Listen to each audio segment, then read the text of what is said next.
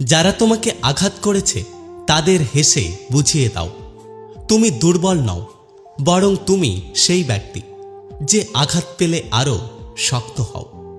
যত মানুষ চিনতে শিখে যাবে ততই একা বাঁচার ইচ্ছেটা বেড়ে যাবে। আর তুমিও বুঝতে পারবে একাকিত্ব কখনো বেইমানি করে না। অভিযোগ নয়, অভিজ্ঞতা থেকে বলছি। নিজের জায়গায় দাঁড়িয়ে কখনো অন্যের পরিস্থিতি বোঝা যায় না। জীবনে কখনো কখনো কিছু সিদ্ধান্ত নেওয়াটা আসলেই অনেক কঠিন হয়ে যায়। তখন আমরা বুঝে উঠতে পারি না আসলে আমাদের কি করা উচিত। শিক্ষা মানুষের ভদ্রতার পরিচয় বহন করে না, বরং আচরণই মানুষের ভদ্রতার পরিচয় দেয়। সব জায়গায় নরম থাকতে নেই, কখনো কখনো লোহার মতো শক্ত হতে হয়, না হলে সবাই তোমাকে মাটি ভেবে পিষে চলে যাবে।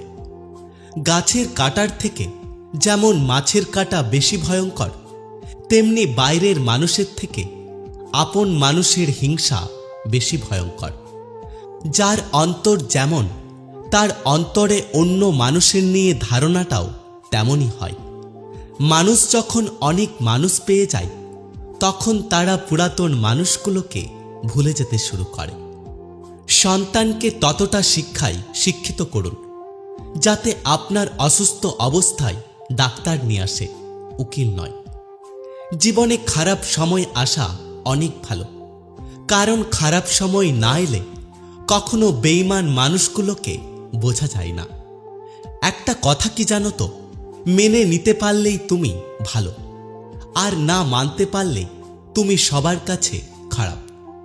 মুখ বুঝে সহ্য করতে পারলে তুমি সবার কাছে ভদ্র, আর যদি মুখের ওপর জবাব দাও তাহলে তুমি সবার কাছে বেয়াদব মানুষ।